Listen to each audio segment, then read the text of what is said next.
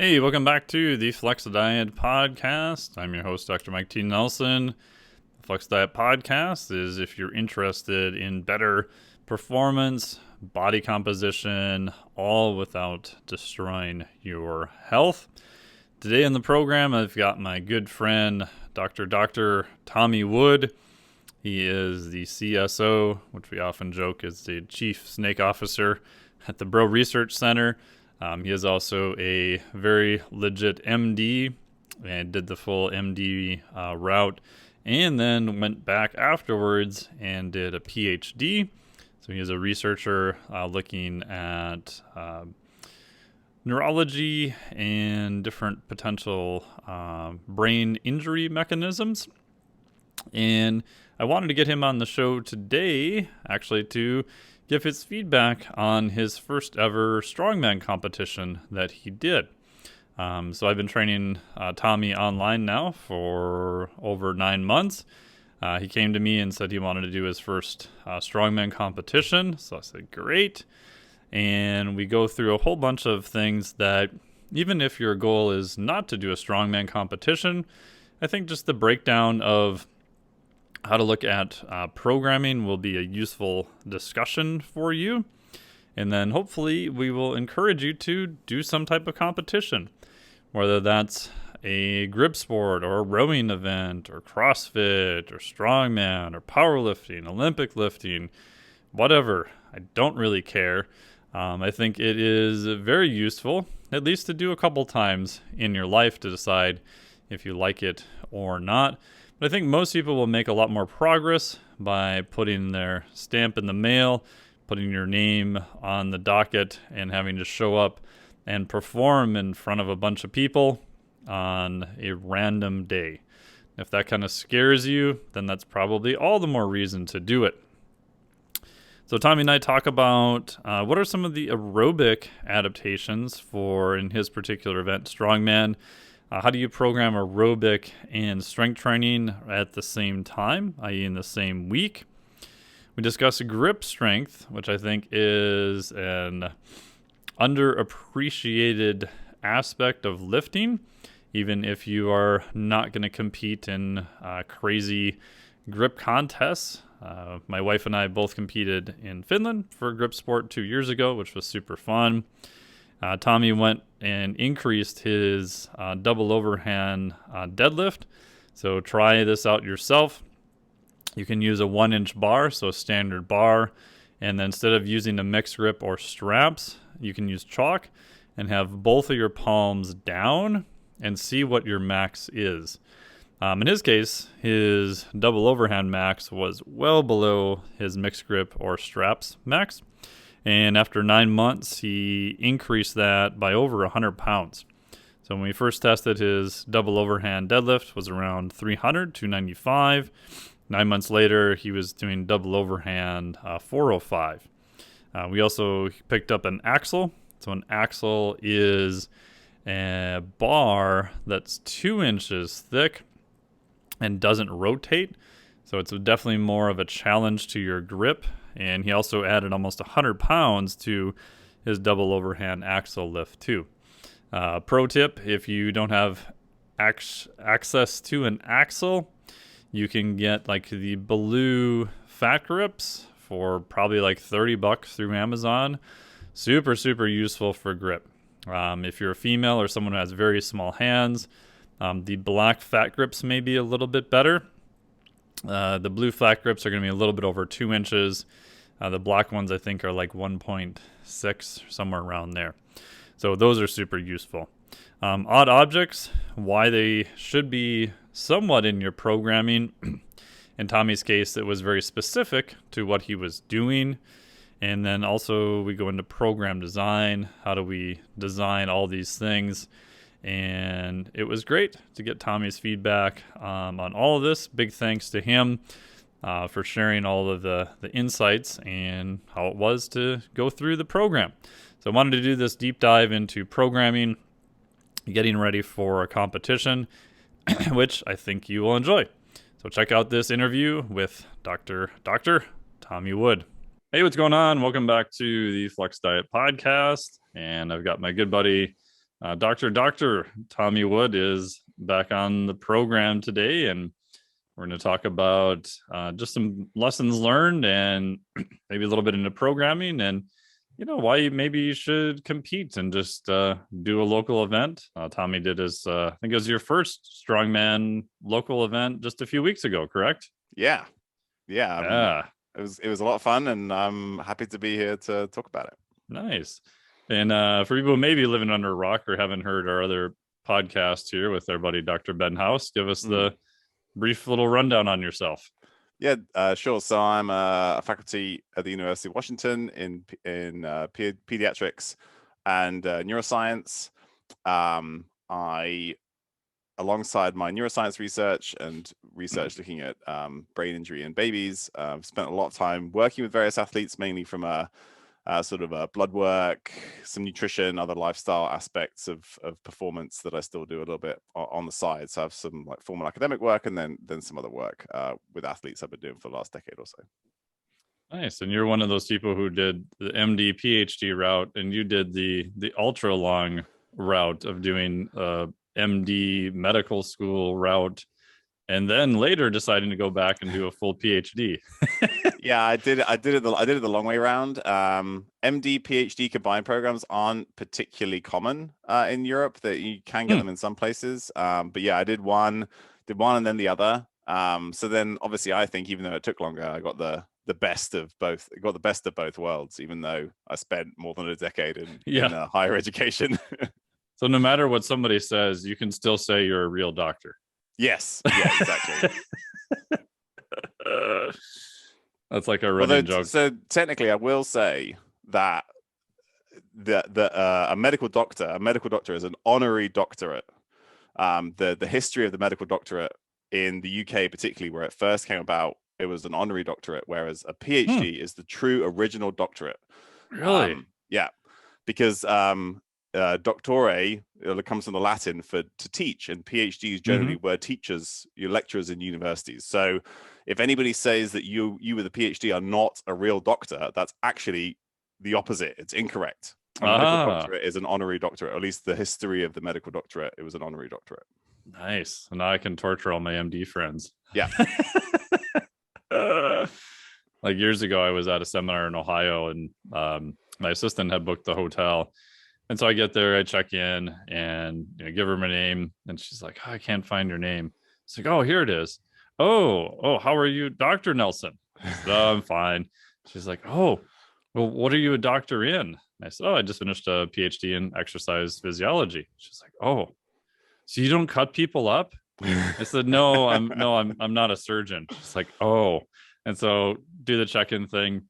And then she gives me my key and she goes, "Oh, here's your key, Mr. Nelson." So I guess only surgeons can be doctors in her world. So I have a story of the opposite. It was actually from my dad, and he lived in the US. I was born in the US, and he lived in the US in the late 70s and early 80s, and apparently at one point he was stopped for speeding.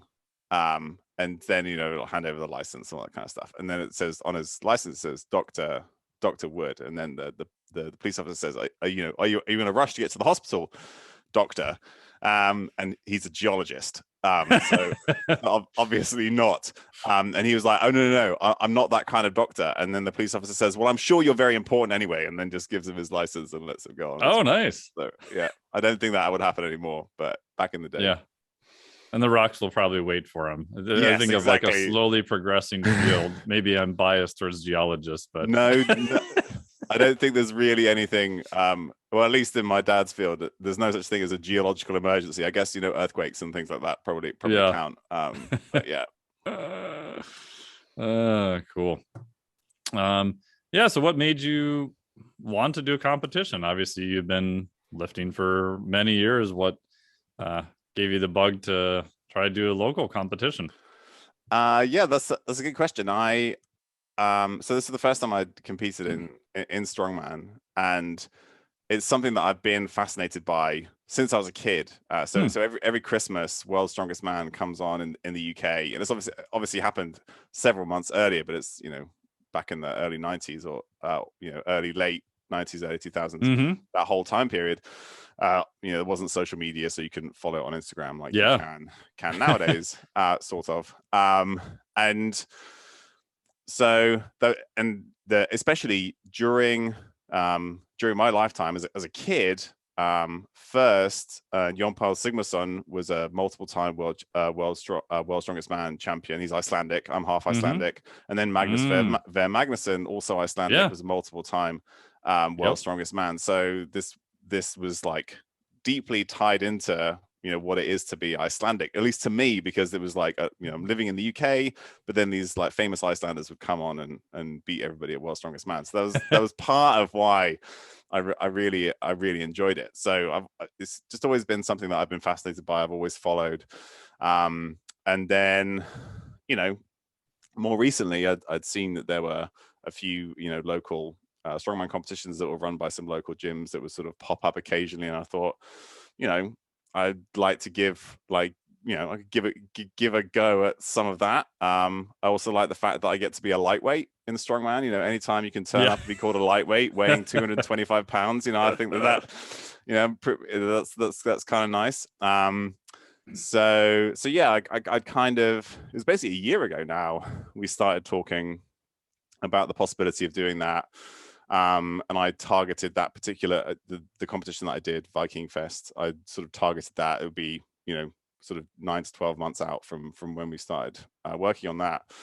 And that was it. And one of the main things, one of the reasons why I started working with you particularly is because strongman, two of the big components are shoulder and pressing strength and grip strength, both of which historically I have been terrible at. And having never really had to focus on something for a competition, because I've never really worked, competed in something that required those skills or strengths, never really worried about it. Always used straps for anything heavy.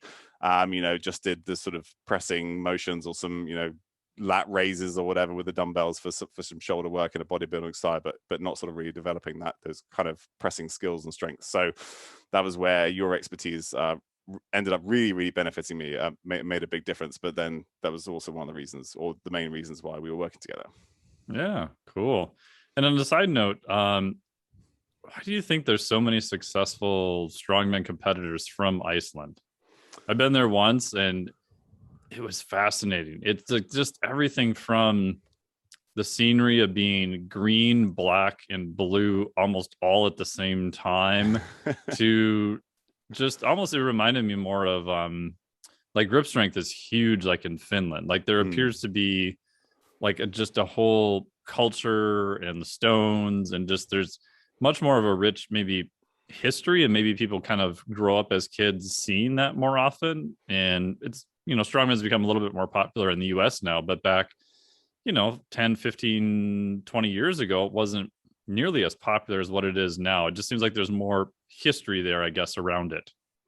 Yeah, I think particularly stone lifting, like in Scotland and in Catalonia, surprisingly, I think Yes. there's Yeah. real stone lifting is like really baked into the Nordic culture. And I think Rogue did a really nice Stoneland. series. Yeah, they did three documentaries on stone lifting, one in each of those areas.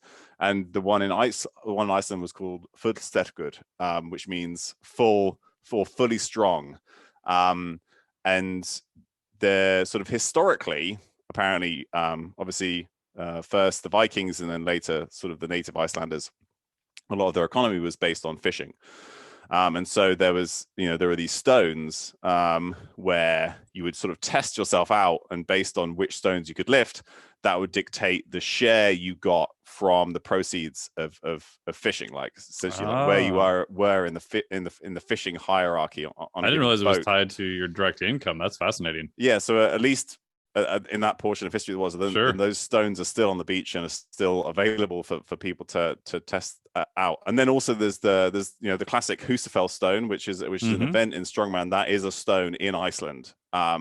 Which so that is one of the classic strongman events is named after a stone which has a historical context in Iceland. So this is a lot of this has kind of been baked into the culture essentially for centuries.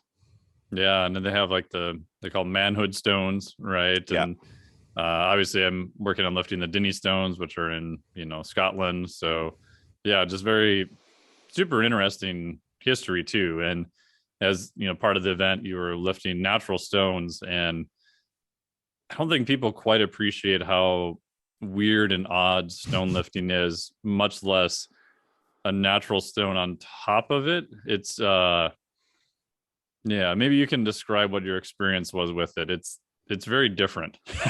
Yeah, I think the natural stone press was probably the event that I was least certain about. Again, it was a pressing event, and they're odd objects, and each stone is obviously a completely different shape. Mm-hmm. Some are very long and thin, and others are just kind of like rough, round-ish boulders. So the contact points are very different. Getting up onto the shoulders is very different, and sort of getting it into a position ready to press. And so at least in this competition, it's probably the case for most competitions. You don't get a huge amount of time to No. practice with the implements, right? Just for multiple reasons. And here, this was on a piece of farmland, but obviously we were outside and on grass. And if like all the competitors were there practicing with all the stones, dropping them on the grass, like you're just going to destroy that turf. Yeah. And so like the farmer obviously wasn't super keen on that. So we didn't really, you could sort of like practice lapping the stones, maybe getting them up to the shoulders, but then sort of pressing them, you couldn't really practice that a lot. So then you're basically coming up against something, the weight of it, but you have no idea exactly how you're going to approach it until it's standing in front of you, and the sort of the clock is ticking. So that was interesting, but the work that we done, like pressing from weird angles and like sandbag presses and cleans and all that kind of stuff. Actually, I felt pretty prepared, and it wasn't, and essentially my strength ran out rather than my skill, and that was always going to be something that was going to be the case. So like it wasn't ever that getting up to the shoulders, finding a position to press from was actually relatively easy. And of course, like this is in the novice category, so like there are like whole rafts of stones that I don't get anywhere. Like the open super heavyweights, their opening stone is 225 pounds or something, just like insane, which so I would crazy. Yeah. So but the lower stone weights luckily were reasonably manageable, and actually that ended up being one of the events I did better in. I think I came third on that event.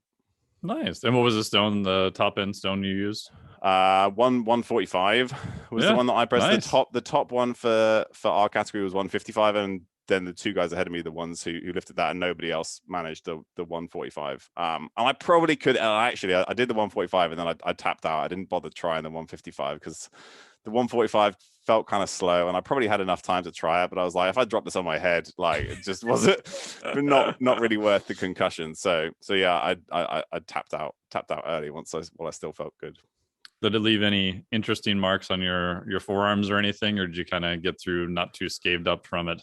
No, from the natural stones. No, from the Atlas stones, which was essentially the first time I'd ever lifted Atlas stones. I had some wicked bruises up and down, up and down my arms.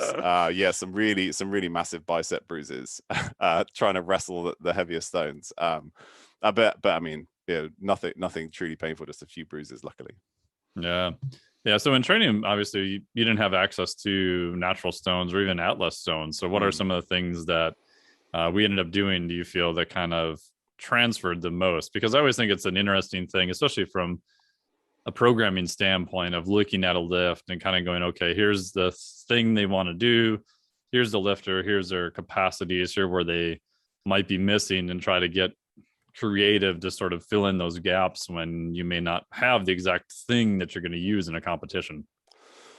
Yeah. So for the pressing aspects, I'm thinking of various things that we did. Like I have reasonably heavy dumbbells, so up to 100 pounds. So putting fat grips on those and doing sort of presses from the shoulder, just sort of like getting in funny positions with something that's not like really easy to grip onto. Yeah. So a single dumbbell too. Yeah, just like a single dumbbell. Yeah, kind of like essentially replicating like a circus dumbbell ish. Mm-hmm. If people are familiar with those, we did a lot of plate pressing, which is sort of also pressing with an open hand, which I'd never done before, but I think really helped, because then you know that you're strong enough to press, even if you can't really grip onto the thing, you can sort of like press it more flat. So that made it so like 45-pound plates plus maybe a little bit on one side, and then we do the warrior stance, so you're kind of off axis a little bit, again sort of getting in an uncomfortable position but still feeling strong. And then we did I have some sandbags, so sandbag clean and press, and so like practicing with it, like cleaning the sandbags, with higher reps. Then when it got stones, so I knew I could easily get that weight to my shoulders, and then sort of do a sort of push press action to get it up. So I was sort of comfortable with the weights from all various things, push press and things like that. So again, like not a standard barbell, so various different ways of getting ahead. So I think all of that helped. For the Atlas stones, I think the main thing that we did were what I called the Lollipop of Death. Describe that for people listening. Yeah. So it's basically a landmine attachment, and then bumper plates on the end. Basically as many bumpers as I could fit on my bar in the end, and then essentially straddling the bar and bear hugging it like you would an Atlas stone, and then doing what approximates to like a Romanian or stiff-legged deadlift, just to sort of like practice getting your arms around something really heavy, and then lifting it up. And so, I mean, I think the heaviest stone I managed was 260, and I didn't get anywhere near that on the Lollipop, just because of like I just couldn't get any more plates on, essentially. Yeah. So then like I was definitely getting to a point where I was just having to try stuff out to manhandle the stone into place. And I think one thing that I would change to if I do it again is try and get my hands on some actual Atlas stones for the gym, because I think that's the one thing compared to literally everything else where it's difficult to replicate, particularly at the heavier weights. Yeah, you can get kind of like I've played around with a stone trainer, which is just like a pipe that you can run a bunch of plates through and do like what I call a bear hug deadlift. So it's similar to your setup, but without it. The pro and the con of that is you can kind of get it off the ground, but you kind of miss a little bit of that pulling back motion with it. And because it's just plates stuck together, you can't really lap it. So I found that the T-bar, the landmine version, kind of works pretty good, because the other part too, I think that people forget, is that there's obviously no handles on any of these stones. So when you're picking it up, you actually have an open palm. And so at the bottom, you're spreading your fingers as far as you can, and you're actually picking it off the ground with your hands open. And so a lot of people have, weak wrists, weak finger, just holding their hands even in that position. They may be strong enough to get it, off the ground. And obviously you have more force from the outside. You're trying to bear hug it and that type of thing. But I've noticed a lot of people, the hands can be kind of a weak point. So just doing anything to train some reps in that position, in that open hand position, I find helps quite a bit. I think very early on you mentioned that. And again, this was sort of like going into this, I don't think I realized how many things that you do need to develop skills and strength in. Like when you started talking about open palm pressing and lifting for Atlas stones, and I was just like, I literally have no idea what you're talking about. And then but then so I think one of the other things that we did very early on was some rows, some plate rows, but again with like an open hand underneath. So again, just like practicing getting that open hand strength and sort of pulling from that position, because again, like it's not, if you're just doing bodybuilding type stuff in the gym, which is the vast majority of my lifting career, it's just not a skill or a strength that you develop. So that was definitely something that I think helped too. Yeah, I mean, other than kind of playing with sandbags, like a heavy sandbag to try to lap it, I haven't found anything that's super transferable to once you get the stone on your lap. It's just such an odd movement. And then even then, like the stone size makes a huge difference. You have longer arms, which is definitely helpful, but then you'll run into an issue where at the bigger stones, no matter how long your arms are, even like, World's Strongest Man, you'll see that their hands are all the way around it, but they still can't touch. Right. Yeah. So now you're left with, if you can get, and again, I've had strong men yell at me all the time for this, that with smaller stones, I tell people, like, hold your hands on the opposite side, because it's going to be stronger when you pull in. Yeah. And they're like, no, you have to have your hands apart to do it. I'm like, for training, if you're trying to get to a bigger stone, maybe, but if your hands can touch, like if you interlock them, you're just going to be a lot stronger. Yeah. Now, the hard part with that is at some point the stone is so big you can't do that. And so you're left with this kind of oddball overhand type maneuver to get it into place too. Yeah, and I think at some point, like rowing in something that's 280 or 300 pounds, like I mean that it gets really heavy. So like towards the end, I think I managed to lap the 280-pound stone, but then I think Nice. I'd gotten my feet really wide to get down low enough to kind of I kind of had to get under it to kind of scoop it up a little bit, and then it sort of like slipped down through my legs, and then I ran out of time. So that's probably like right at the limit of where I was. But yeah, that's that I mean, like being able to sort of row in essentially that amount of weight, and then yeah, from the lap. I think luckily, like like most people, where I struggled was off the floor.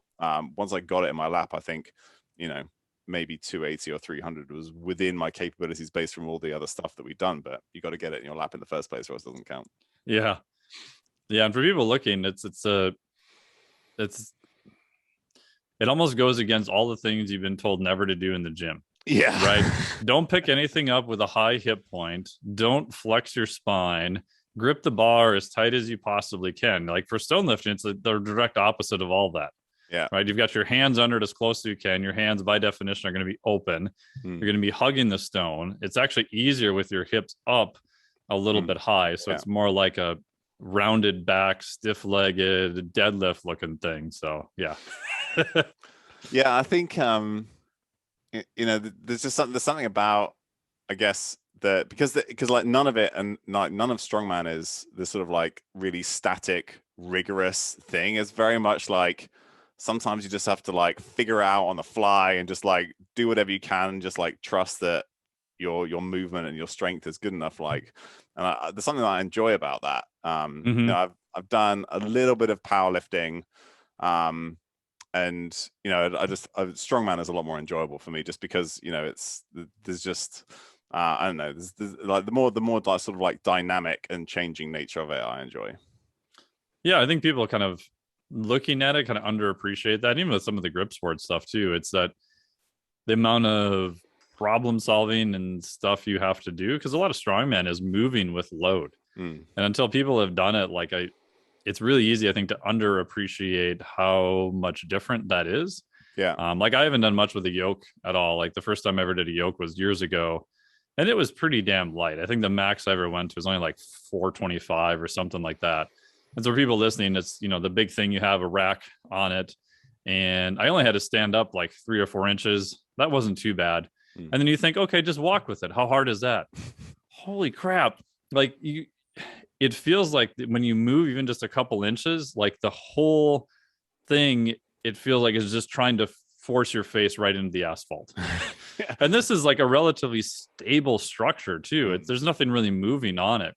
But when you have just any amount of mass, even like heavy farmers walks, when you're doing a turn, the first time I did a heavier farmers walk and did a short turn, you forget that they're going to want to spin on you, right? Because of the centrifugal force going around. And if you turn real fast, they're going to want to keep going in whatever direction you had them pointed at.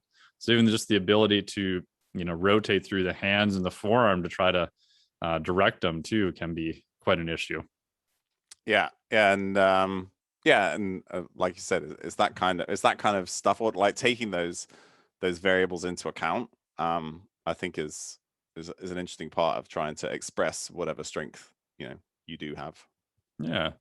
And how did grip strength kind of play into this? Because you said I'd say most lifters in general don't really do a lot of grip stuff. And where this kind of, I think, made the most sense to me ever was I got an axle bar, right? So an axle bar, it's a 2-inch bar. The one I have is smooth, so there's no knurling or anything on it.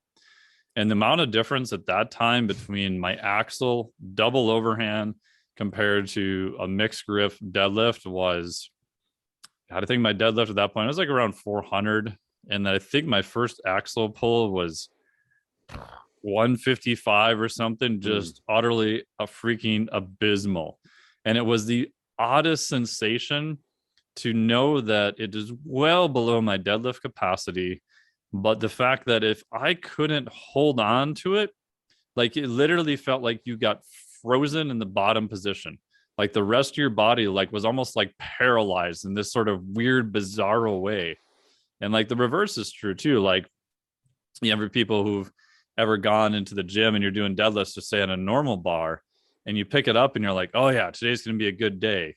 It's usually that you feel more secure with the bar, right? The stronger your grip strength is, you're just kind of more secure. So that's when it kind of dawned on me, even for people who may not be competing in any sport or grip sport or strongman or anything, that having some basic capacity there is going to have a high amount of transfer to just their everyday lifts too. Yeah, and I definitely saw that same thing, and again, like I mentioned at the beginning, I basically had never trained anything to do with grip, and so when we started, I think you asked me to figure out what my best like double overhand deadlift was, just on like a regular bar. I think it was high 200s, maybe 295. I think I put 305 or 315. Like I got it, but I probably lost it a bit at the top. So it probably wasn't a true good lift. By the end, I think I managed, by 9 months later, I think I managed to get 405. Nice. So like 100-pound jump. That's a huge difference. And it made a, and again, like we got an axle, and I think the first axle I did was maybe maybe 175 or something. Yeah. And then added 100 pounds to that too. And you're right, then like anytime, well, first of all, it allows you to then not have to rely on things. So now if we're doing like heavy dumbbell rows or something else, I can just do it without having to worry about grip or straps or anything like that, which I would have never been able to do before. But then particularly for deadlifts, like again, you just feel like so much more confident that your connection to the bar is good. And previously I'd have to resort to straps early on, or a mixed grip, and then even with a mixed grip, you feel like, oh yeah, like the grip is not going to be what's limiting you, and that it adds a lot of confidence in terms of like your main contact to the bar. So I felt a big difference with that, and again, it didn't take a huge amount of work, but it was continuously a focus for 9 months, and it made a big difference both in the grip, like specific things, but then also transferred to a lot of other things. Yeah, and the nice part too about working someone with like you who's never really done grip before and has a background on lifting and strong dude, it's you can see pretty big changes if you just kind of program it somewhat intelligently, just because it hasn't been used, so it's probably kind of just lagging a little bit behind too, which is always nice to see. Yeah, the main problem that I had was like trying to gain a bit in the run up to the competition. Got to the point where like my wedding ring was really difficult to move, because for the first time I was actually training my fingers to do something. So then like the extra mass of my fingers made my wedding ring really, really tight. But it's a good problem to have. Yeah, like when I was in Finland at the grip competition I was in, some of the competitors have what I call sausage hands, where they're just huge. And the one guy who I met for the first time at the Arnold, his name is Arto. He's like one of the top, probably what's called pinch lifting in the world. So pinch with your just hands are kind of straight. And my buddy Adam was competing at the Arnold, so he introduced this to me, and so we hung out with them while we were there when they were in the US competing. So Arto's going around the Arnold where there's a lot of very strong individuals, and he goes, "Let me see your hand." And he looks at all these hands and he points at their thumb muscle and he goes, "What? You strong muscle, man? No thumb muscle, no muscle." And you look at his and it looks like someone buried a chicken wing in it. It's just like huge. Yeah. And then I'm not sure he'd be particularly impressed with my hands, so I've still got something to do. Yeah. And then in Finland, it was funny. There was a guy, I think he was from the Ukraine, but I may have that incorrect. He was a stonemason in his profession, and he was maybe an inch or two taller than me, or right around the same height. And he had massive hands. Like I have average size hands for my height. He made my hands look tiny. Just these huge hands. You're just like, holy crap. So it's interesting to see. It really, and then if you want to hold on to stuff, that makes a big difference. Yeah, it makes a big difference. Cool. And the last part I would add too for people listening, if they want to add some grip stuff, super easy. Just get a pair of fat grips, right? The if you're a male, the blue ones probably. If you're a female, maybe the black ones, and just put them on your bar and just do deadlift like double overhand. Mm. Do that, and then do some type of open palm. I know we had you do some like plate curls and stuff too. Yeah. Anything where your hand is more an open or a pinch grip. I mean, Even I if people got just start a that. Saxon bar as well, although you don't need to get the specific piece. Yeah. So Yeah. explain to people what the hell a Saxon bar is. Yeah. So the Saxon bar, again, not something that I'd ever seen or experienced before, but it's basically, I mean, it's basically like an iron 2x4, essentially. Yeah, 2x4, 2x6. Or, yeah, I think maybe mine's 2x3. Yeah, something like that. But anyway, so it's basically like a rectangular block with obviously then space on the end to put plates. So then when you lift it, you have to, right. So the narrower end of the rectangle is kind of in your hand, but then you have to lift it by pinching the bar because you can't wrap your fingers around it. So that's that kind of pinch grip. Which again was really good for sort of like getting used to kind of getting your thumb into something, and then also like wrapping your whole hand, like, and you particularly like your pinkies sort of round something as much as you can imagine that, and sort of like really getting that grip in. Again, not something I'd ever done before, and really helpful to kind of get a handle on how you really grip onto something. Yeah, I got that from my buddy Adam Glass, and so I've been able to train with him. He's a good friend of mine. He's competed many times in Mighty Mitts and the Arnold in Finland and everywhere. And I think I agree with him too that if you had to only buy two pieces of equipment and you have the ability to train, you're already relatively strong, or even just starting out, and you don't want grip to be kind of a limiter, I would say any type of fat bar work, right? So you can get fat grips and put that on. And then if you can afford it, like a Saxon bar, I think is super useful because there's just something about having this position, and it's going to be so much weaker than your deadlift, right? But if you think about the amount of overload you can get with even a double overhand deadlift and like a Saxon bar deadlift, compared to a lot of people start with these kind of weird grippers and all this other stuff. And yeah, there's like a time and a place for some of that stuff. And if you know where you're really weak, that's some of the things may be useful. But I just think it goes back to just, old school lifting principles, right? How can I put the thing I want to train, put the most amount of stress on it, and particularly on that thing, and not have everything else be a limiter? And if I can do that under a heavier load, then I'm probably going to make faster progress too. Yeah, definitely. What was it like the first few times you used a Saxon bar? What did you feel? Because I've noticed it feels very different. I mean, it's essentially like trying to deadlift a wet fish. Yeah. It's essentially like just imagine in front of you, you had like 100-pound tuna, and you just have to and you have to deadlift it. Like that's essentially what it felt like. And it's really funny because, right, I mean, it's essentially a deadlift motion, and you deadlift 500-600 pounds, but then you put 95 pounds on this bar and it just won't come off the floor.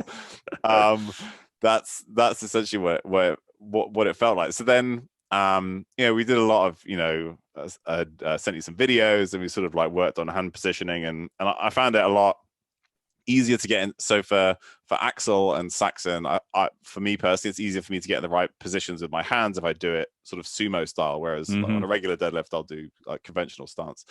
So that kind of helped, and sort of then just thinking about sort of like screwing your hand onto it, and really then like clamping in your thumb on one side and focusing on the like pinky, I think we did on the other side.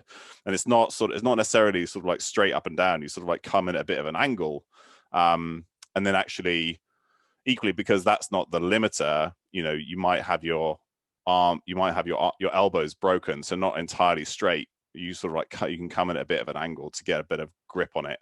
And again, like on the weights on the Saxon, even once it got up to like 130 or 150 pounds, then sort of like a slight break in the elbow definitely helped. But yeah, the first few times it's very humbling, thinking like this really isn't very heavy and I really can't pick it up. Yeah, and what I noticed too is that I had never, and I had been doing some grip stuff at that point too. Like I had never felt that amount of stress from like my fingertips through my thumb, like halfway up my Mm. forearm. You get done and your hands are just like, whoa, what was that? I definitely noticed that.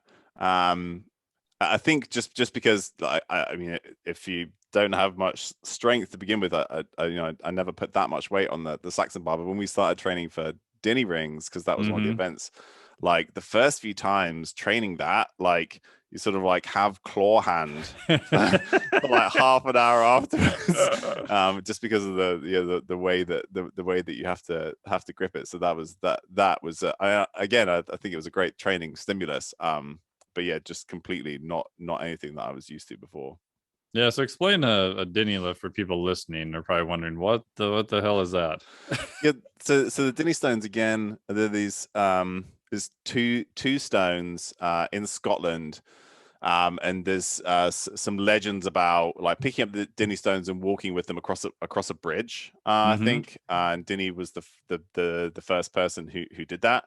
I think the original stones, and so there's two of them. One is slightly smaller and slightly lighter. So they are different shapes. So they're uneven shapes, uneven weights and heights.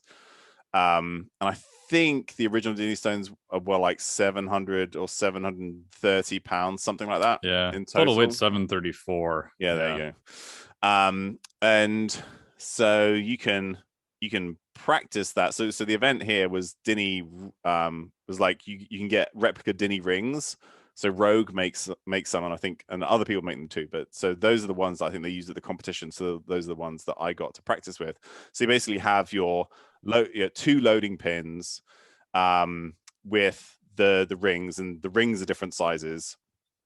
And then I practiced having the pick heights at different heights because with the Dinny rings the pick heights are different. They're off by 1 or 2 inches. So we did practice that, but in the end, actually, that wasn't the case in the competition. But I Oh, was I interesting. was yeah, they used the pin heights were the same. But Hmm. I practiced that because that was a possibility that Sure. could be part of it. And like you mentioned, you have to get used to the fact that one of the rings or one of the weights is gonna come up before the other. Yeah. So like that like kind of practice being unbalanced while you're trying to lift 600 pounds. And so you have these two weight plates or stacks of plates on your loading pins of the rings, and you basically have to straddle them to lift them. So you're lifting one of them between your legs, and the other one is kind of behind you. So like not only are they different heights, different weights, you're sort of rotated as you lift them. And again, like breaking every single rule that anybody ever told you about lifting weights. But yeah, so that's like all of those things are part of the sort of part of the skill, as well as positioning the ring in the hand correctly, which I think again because we practice that. Yeah, you sort of put it higher up in your hand than you would think to naturally. And I think having practiced that, that definitely allowed me to sort of hang with guys who are much stronger than me, but we're basically just winging it in terms of technique. And again, sort of like those little tricks can definitely make a big difference on the day. Yeah, and what did you end up doing for weight? It was a ISO hold on the competition, correct? Yeah, so each weight category had specific weight. So I knew what the two different weight stacks were going to weigh, and then it was a lift and hold for max time. So I think they were 315 and 275, so 590 pounds, which I think Nice. I held for 10 or 12 seconds, something like that. I was That's pretty happy good. with that. Yeah. Oh, that's really good. Yeah. How did your hands look afterwards? Yeah, so actually they look a lot on the video. I can see You the can see bruises you mine have from from training. Diddy's. Yeah. So actually, I got all of that. I had a lot of that in training. I ripped open my palm at one point. I definitely had a lot Mm, of bruising along sort of like the base of the phalanges on my palm, from yep. where like the ring sits. If you sort of like have it in, so actually from the competition itself, I'd sort of conditioned my hands a bit, and Sure. it was fine. After that, I sort of got the bad I'd got the bad palm rip out of the way. That healed in time, and then I made sure to like shave down on my calluses and all that kind of stuff, and I think that helped too. So actually, it wasn't too bad at all. Yeah, it's one of those weird lifts where I said it's a lift that gives Stu McGill nightmares. right? Yeah. Because what you're doing a partial deadlift, you're rotated one direction now just to get in the position to do it. You're an off axis, so one of them's going to come up before the other because you're picking up at a different height. So you're Mm. almost doing a weird bastardized side bend, and then it's super intensive on grip too because if anyone's hold on to like a ring, you're like, well, that's not too bad. But then depending on your hand size, the even the bigger ring on mine, it's basically I can't get my hand all the way underneath. So it's like flexing your hand Yeah. almost backwards at the same time you're trying to pull up on it. So Mm. it's weird. Oh, that was probably again. I mean, compared to the other guy, I think I don't know where I came on that. It was like maybe third or fourth. Um, but yeah, it was probably one of the just because of like the having practiced it and like developed that skill over the time, and then like it sort of be going okay on the day. That was probably one of the events that I enjoyed the most. Even though like I originally looked at the weights and I was like, I'm just not even sure I can pick that up. So so being able to do that, yeah, I was really happy with that. No, that's awesome. What other events did they have there? Well, yeah, so we talked about Atlas Stones, Dinny Rings, Natural Stone Press, and the other two. Originally, it was going to be Power Stairs, but they had to change event venue, so it ended up being a obviously similar implement, but a different movement. It was a duck walk to load, and the load was pretty low. It was just a few inches. So I practiced loading to like 3 feet or something. Yeah. Well, because you But don't know, right? So yeah, people listening yeah, are like, why did you practice so wrong? I'm like, the kind of unwritten rule, and I told you this to a strongman, is like, imagine you have almost no warm up, and I guarantee they're going to change at least 2 or 3 events to something yeah. different because that Yeah. happens like all the time, especially in novice events. Yeah, and so again, I took that to heart, and I was like just ready for like whatever happens on the day. I feel like I've prepared enough. So yeah, so I was happy that the load height was really low, and it was 25 feet. It really wasn't a Oh, that's not too very bad then. it wasn't a very far carry at all. And actually, I almost wish that it was longer because then I think I Yeah. could have because like it was a point where I was probably moving as fast as I could move, Right. really. Yeah. Yeah. So then I could have let my conditioning sort of like help separate me out from the other guys. But anyway, so duck walk, and then there was a carpool was the first event. And it was like slightly uphill on Oh. gravel. So Oh, it's like all that's the horrible. yeah again. So there was so a lot of people. So I think I lost my footing once, and a lot of people did. And Oh, actually, the I can't first imagine. the girl who went up first, I think she may have fallen over, and I was standing next to this guy, and he was like, "That's going to happen a lot today." And yeah, so like probably at least 50% of the competitors had like major slips or whatever. But it was just it was part of it. So yeah, so no problem. But it was funny because obviously novice lightweight men were fairly early on, and then they sort of it was a Scion XB, what they call it lovingly Hmm. called the toaster, and like for us. Because it does look a bit like a toaster. And so for us to have the driver, who's the gym owner, who's a strongman, and then like 2 kids in the back.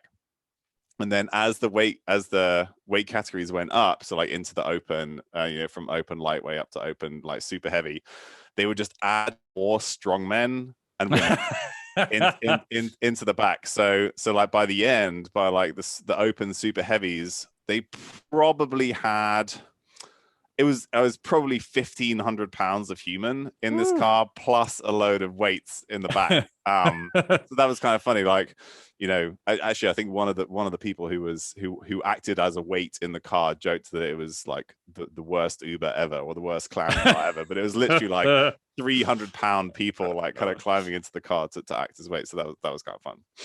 And it's always interesting to see him get in and out of the car too, because most Yeah. of them are not, especially at the high level, they're not usually short people. Oh no, So no, watching no. these massive, sides of beef with eyeballs trying to crawl into this tiny car. Yeah, at least one of these guys is like just earned his pro card as a heavyweight strongman, and he was just there to like help out on the day. And by help out, it was like after the Atlas Stone event, he went and like and I think even the open super heavies in this competition went up into sort of like maybe the mid 300s for the stones, and then there was one 440-pound stone that he showed everybody how it was done.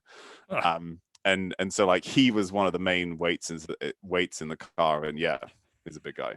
I remember like the first probably competitive strongmans I ever met was at an NSCA conference in Minnesota. And Dave Oslin, who's competed at the World's Strongest Man back in the day, he was here in Minnesota, training a good buddy of mine at his gym. So he came out to one of the NSCA events that the Gillingham brothers were at. So Brad Gillingham has competed in powerlifting, was sponsored by GNC for a while. I think he's deadlifted over 880 pounds. I don't know how many times. And so I got my picture with like these three huge guys. The smallest one was probably 6'4", 320, I think. And I'm just like, oh, hello. You don't realize like how massive some of these humans are until you stand next to them. You're just like, holy crap. So we were at this. I was at this competition with my wife Elizabeth, who was main cheerleader and took some great videos, and she did some great videos and some excellent dry commentary. I love the commentary. Yeah, it was great. But one of the first thing, in a room of average people, I'm a reasonably big guy, but sort of like even at this competition, she's like, these people make you look really small.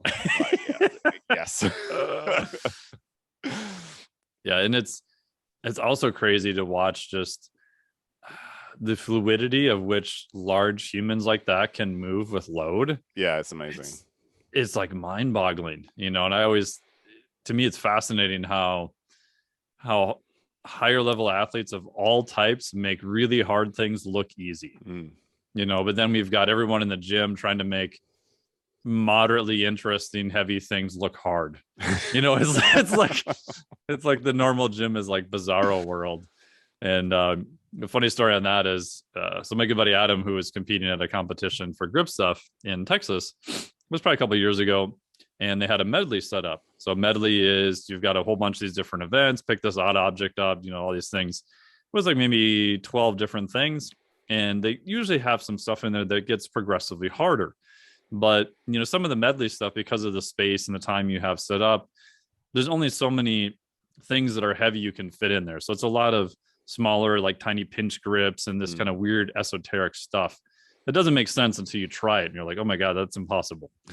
But to people looking at it, you're just like, it's not as impressive looking. And the goal is to see who can lift the most implements and whoever can do it in the shortest amount of time. So my buddy Adam goes through, gets all the implements in record time, and his wife Ashley was there. It's the first time she'd ever seen him in an actual competition. And you see all these other people after him just not quite make it. And she goes to him, she goes, Adam, she's like, I don't understand. When are the other people going to start trying? And he goes, they are trying. They just can't do it. And she's like, but you made it look so easy. I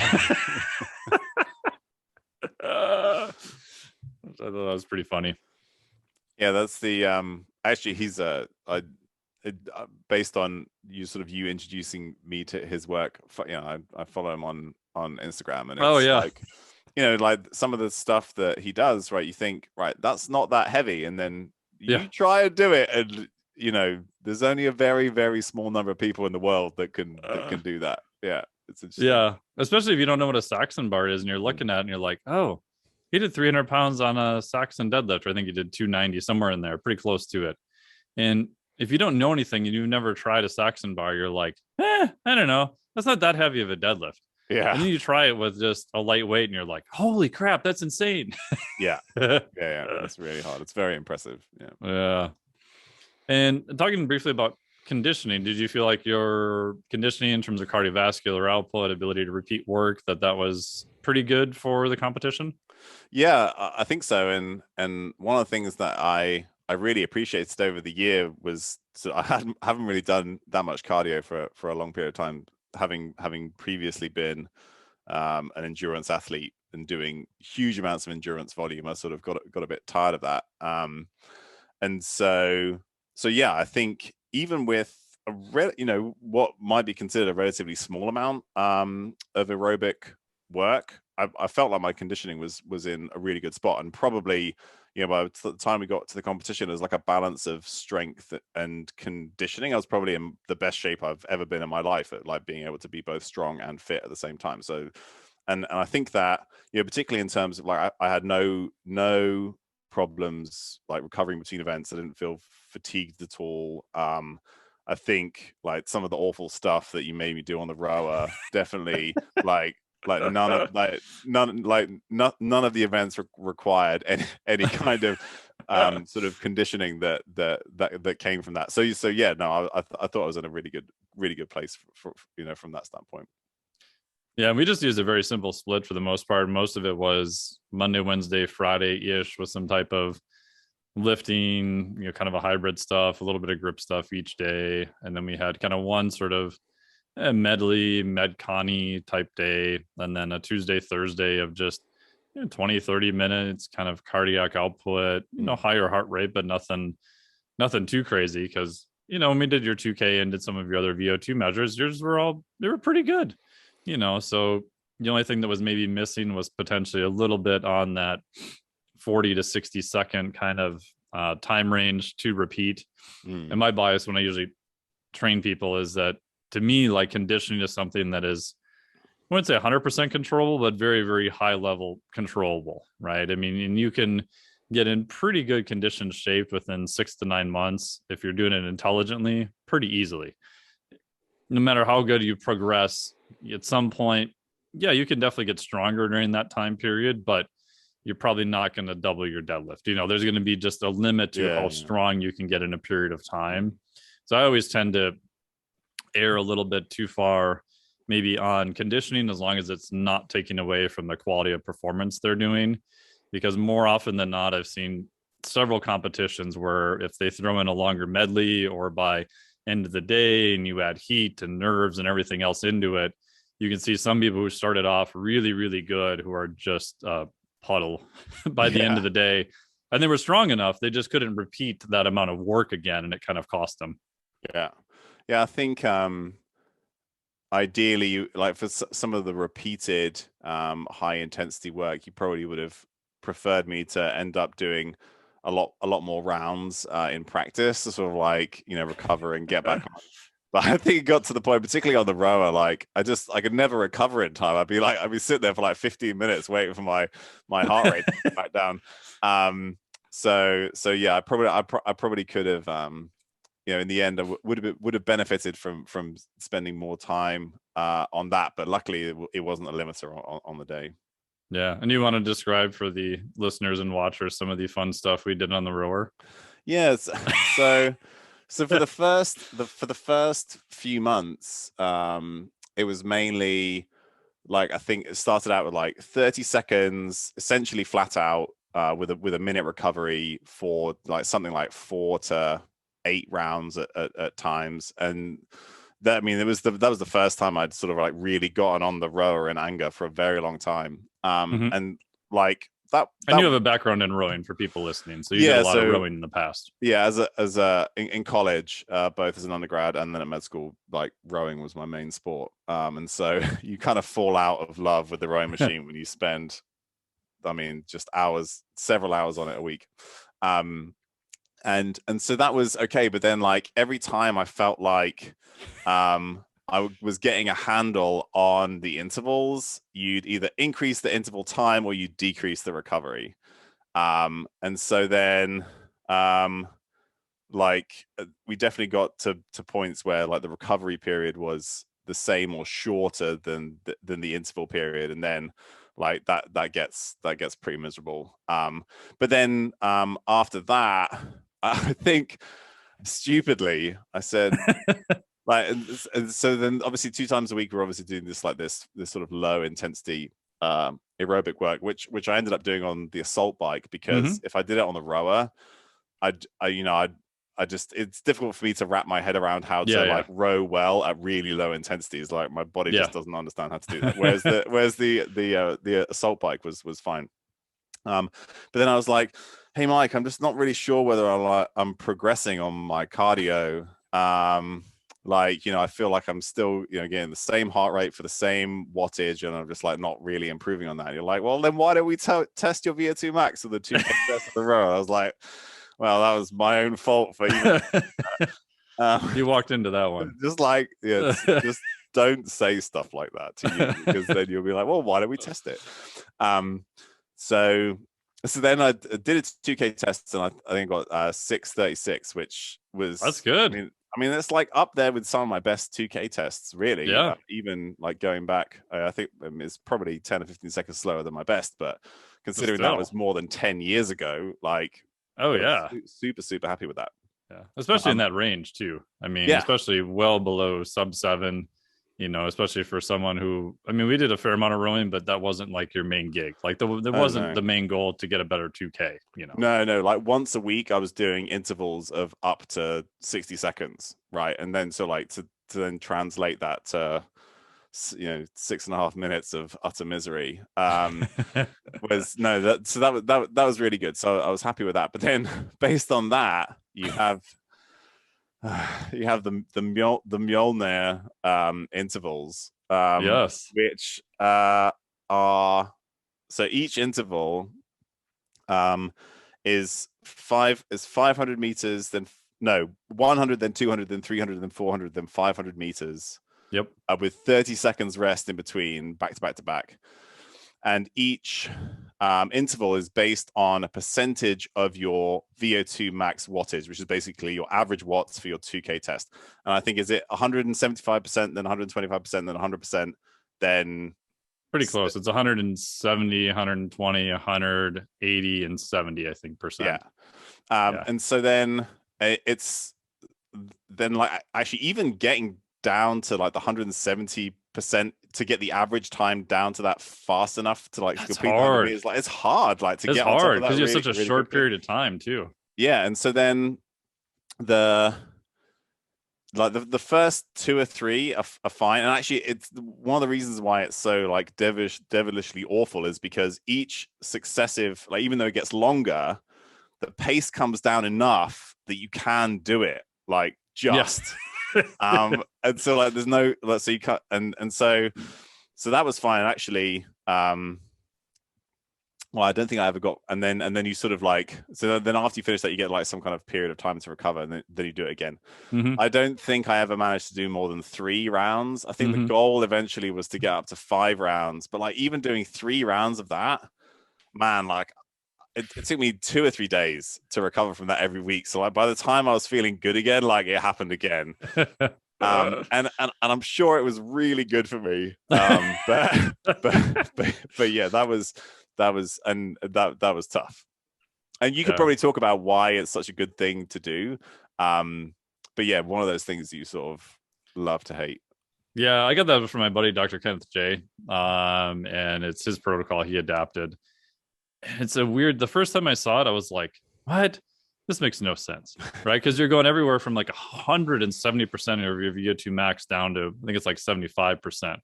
But what's fascinating about it is when you're at 170%, it's only 100 meters, and then it scales down. So your lower percentages are at longer distances.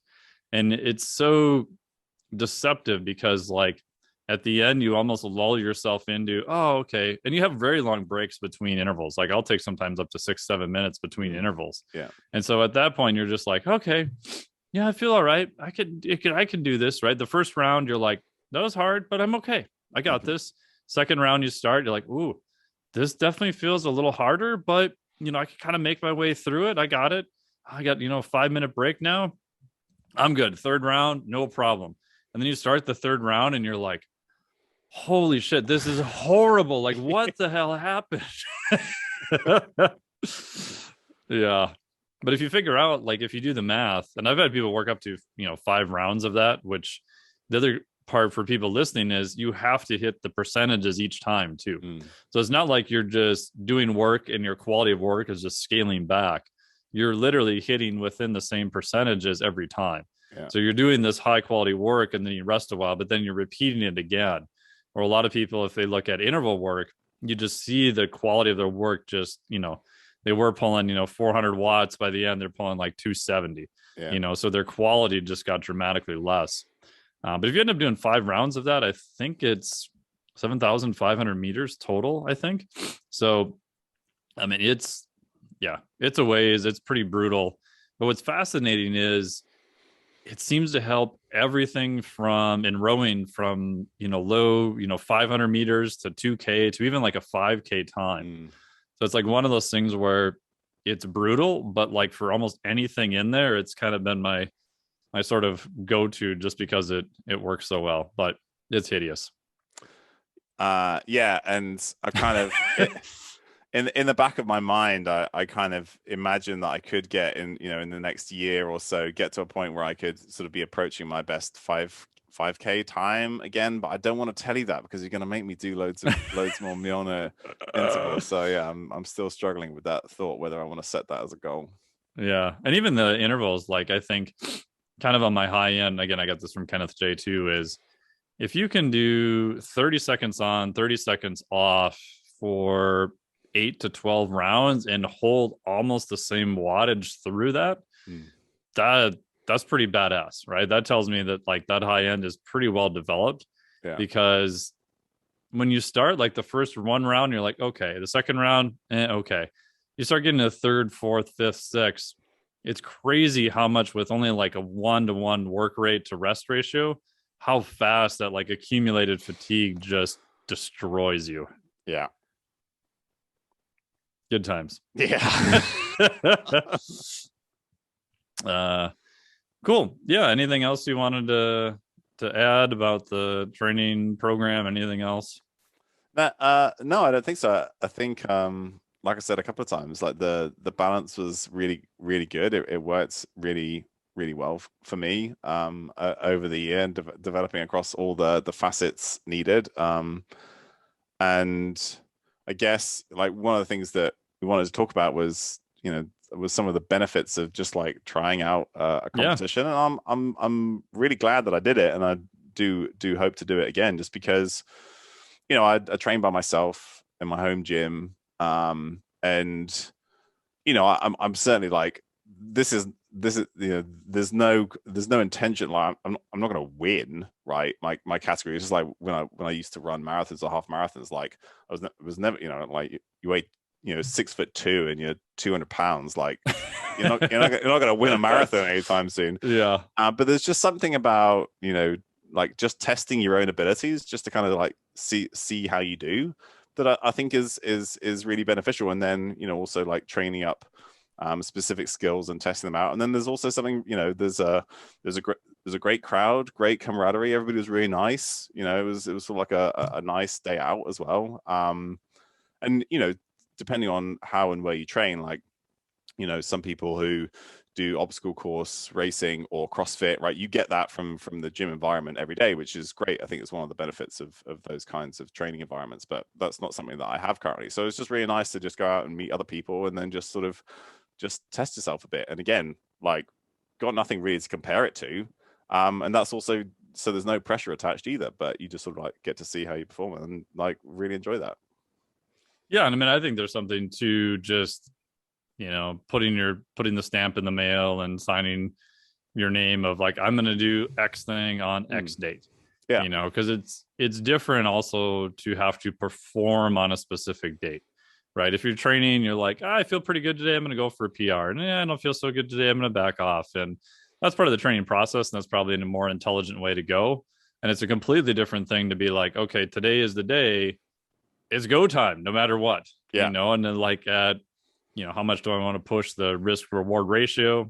Obviously my bias, if you're just competing a novice, is don't injure yourself and do what you can and then do it again. But I mean, I don't like competing. I do some grip competitions now, and that's not that big of a deal just because I've done so freaking many of them. Adam used to live here, so you'd host like 3 or 4 a year, which was pretty easy. But for like powerlifting and strongman and that kind of stuff, like, oh God, like the first powerlifting meet I ever did, I probably like pissed myself to sleep the night before. I was like a complete worried mess about everything because it was so unknown. I didn't have a coach there. My coach was online. But I think just doing it enough to where you kind of know what to expect. And I was kind of also surprised that everyone was like super nice, like super Yeah. helpful. I mean, I wasn't there. I wasn't going to win anything. I mean, I remember like I hit all 3 deadlifts, so they let you do a 4th deadlift, and I had to borrow some guy's belt because I never even trained with a belt. I didn't even have a freaking belt to do deadlifts. I had to try to find a singlet the week of the meet, and I'm like running around shops trying to find one. I ended up getting one that's like 2 sizes too small, and then you get there and you realize, yeah, everyone looks like dweebs in a singlet. You know, Yeah. it's just kind of part of the deal. But I think it's also useful, especially if you're a coach, to kind of at least go through those things because you'll learn a lot in the process. And like I said, even just a handful of strongman stuff I've done, everyone's super nice. They're super helpful. Everyone's there like totally for the right reasons. Yeah. But in terms of like hyper organized, well run things, like strongman's usually dead last, right? Because there's always something that's going to happen. Some implements not going to show up. Someone's going to get screwed in the schedule. Like we had it was like a 440-pound frame carry, and they had all these brand new implements that this gym had made, and they gloss orange painted the handles on it, and they were glossed. Like you could not get chalk to stick to this, and you couldn't use straps for the event. Mm-hmm. So the warm up is like, all right, we've got it loaded, I think at like 350. Everyone looks around. Okay, like literally 60 seconds later. All right, it's loaded to 440. All right, you guys got like a minute. All right, you all good? And I'm like thinking, I ran over like 440 just to see if I could deadlift it, sat it down, and the promoter's behind me. He goes, all right, everyone good? I'm like, oh, so that's my warm up. Okay. It's just the way it happens, you know. And I did so. I mean, obviously, I didn't know what to expect, and I think this is a good learning point for coaches, which is that going through that kind of thing so that you can help your clients have some idea of what to expect, I think was really useful. So like we said this multiple times, just like be prepared for something to change. You're not going to get much warm up, and so I took some bands, did some stuff just so I could warm up a bit. Did some sort of like RPR drills just to like wake up the muscles a little bit. Just because we'd practiced that, and all of that is just super useful. And then I was also on the day, just like ready that like whatever happens, it's gonna be fine. It's just super normal. An event changes, you don't get any warm up, you don't get to practice with the implement, then that's fine. And again, just because you'd had those experiences, you could pass them on, and that definitely helped me sort of set expectations on the day, and then it went just fine.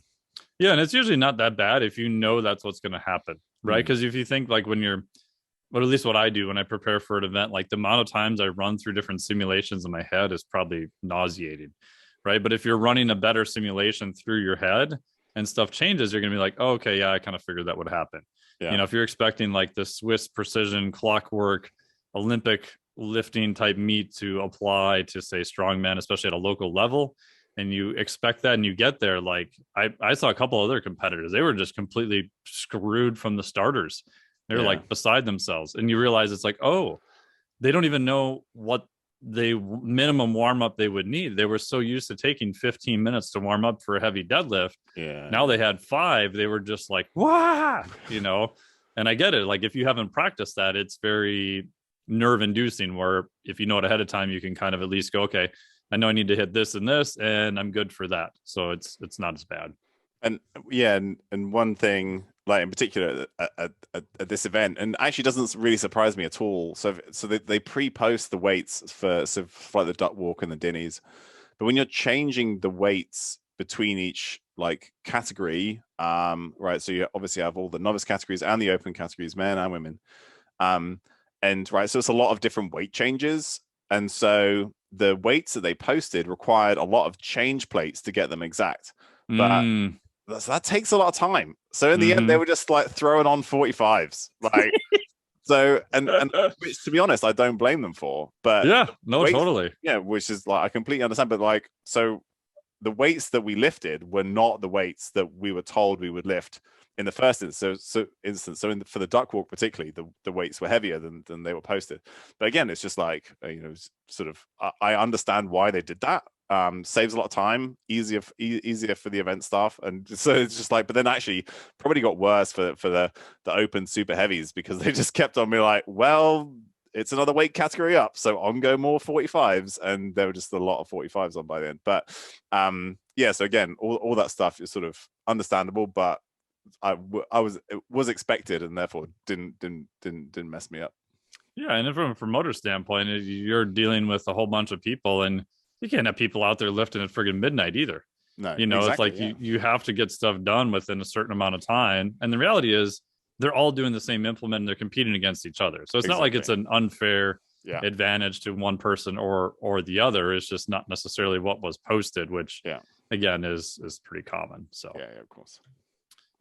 Cool. So what are you training now? Are you going to do it again? Yeah, I think so. That's the goal at the moment. Mainly training for beach season. There you go. Just been warm enough where you're at. Yeah, and we got a beach vacation. Not that the beach is really it, but just trying to lean out a bit after. I think I gained 15 or 20 pounds in the 9 months we were training. You know, oh nice, both muscle and fat. So just trying to lean out a little bit the next couple of months, and then start it all again. Like that's the idea. It was a load of fun last year, and yeah, so hopefully do the same thing again, do the same competition next year. Do you have any idea if that was probably about your normal amount of, let's say, muscle in that percentage that you would have had, or do you feel like it's a little bit maybe higher, and maybe that's because of the training or because of the calories or that type of thing? So I definitely noticed areas where I like, because of the difference in the training, where I gained a fair amount of muscle, even being a relatively advanced trainee compared to most people. And I think particularly in my back, a lot of the rowing stuff was, I mean, obviously done plenty of rows and pulls and that kind of stuff before, but just like the nature of them, the volume of them, I think my back is probably where I gained the most, and definitely noticed that. And then also, again, that translates really nicely to the deadlift. Again, I'm like, for the first time, like feeling quite stable in my back when deadlifting, when before that was maybe a weak area I hadn't addressed. So there were definitely there was some good muscle gains, particularly in areas that hadn't received much attention previously. So I certainly noticed that. Yeah, and also for even just general competitors, even especially strongman, I tend to have some. As you probably noticed in your program, there was some type of back stuff Monday, Wednesday, Friday, and Saturday. Yeah. And it's probably, in general, right? If you're somebody who just goes to the gym to lift weights, for like, you'll focus a lot on the front, and not necessarily always on the back. Like it's important, but it's not necessarily always, you don't always pay attention to that. And actually, one thing I didn't really appreciate again was how important the back, and particularly the biceps and the biceps tendon area, like that sort of crook of your elbow. Like literally everything we did, I feel like put stress through that. But again, then when you actually get to trying to pick up an Atlas stone, you realize why that's so important. And again, it was another thing I hadn't really appreciated about strongman, was how important it was to be be really sort of strong and have some kind of resilience in that area, because like pretty much everything seems to put stress through that area when you're trying to pick it up.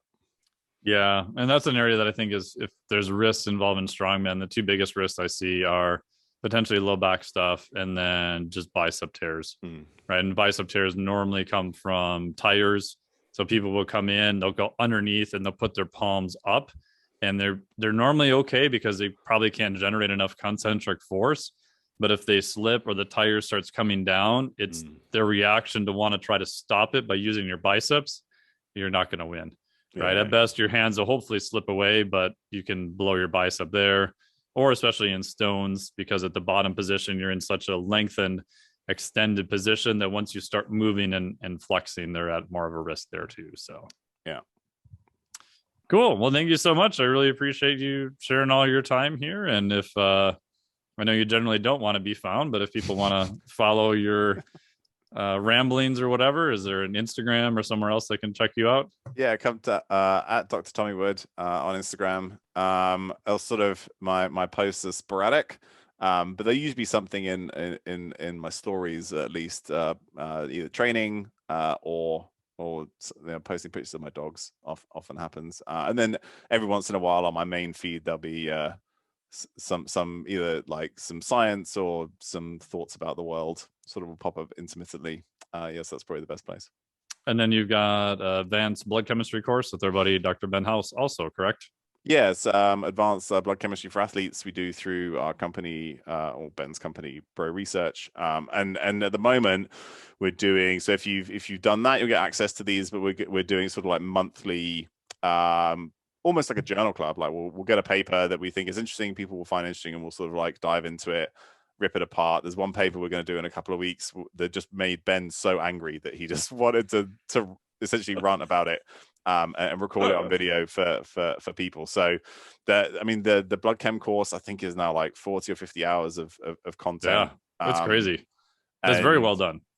Thanks. And I think it's super useful. So if people just want to get really nerdy about that stuff, I mean, it's just every slide is a different publication or paper. So yeah, if you like getting nerdy about that stuff, that's a great place to go.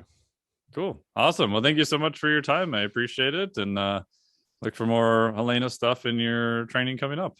No, really looking forward to it. Let me know if you want to do that 5K goal. Oh, yeah, I will. Yeah, for sure. End of the year. Thanks, Mike. Thank you so much for listening to the podcast today. Really appreciate it. Big thanks to Dr. Tommy Wood for all the great work, all the excellent training he did. Showing up at the Strongman event, competing. For a novice, he did really good. So that's awesome. And I hope you enjoyed this programming episode. I feel like at this point I should give some shameless plug for my M3 online training program.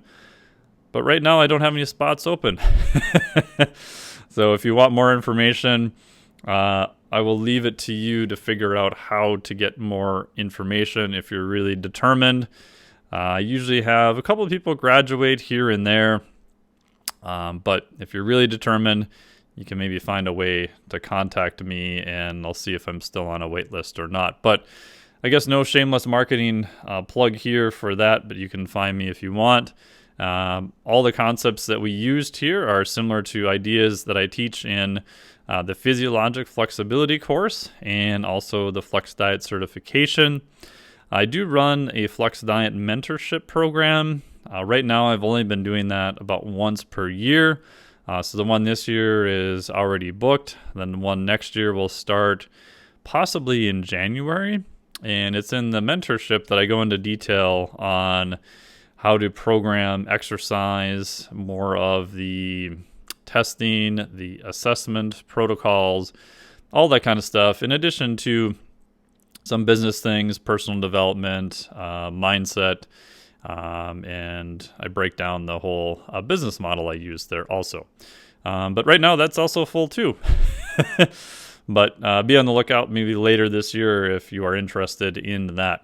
In the meantime, to get notifications on anything, or if I do happen to have any openings for the M3 online one-on-one program, hop on to the newsletter because that's where I would send all that information out first. So go to flexdiet.com, FLEXDIET.com. You'll be able to get onto the wait list there, and that'll also put you on the newsletter where I send out lots of great free information, how to get better performance, better body composition based on my experience, and I also have a fair amount of research in there too. So flexdiet.com is the place. Thank you so much for listening. I really appreciate it. If you enjoyed this episode like any of the other ones, please share it around or give me a shout out on the old interwebs. I've been doing more stuff a little bit on Instagram now, so you can find me there at Dr. Mike T. Nelson at Instagram. So that's DrMikeetNelson. Thank you so much. Talk to you soon.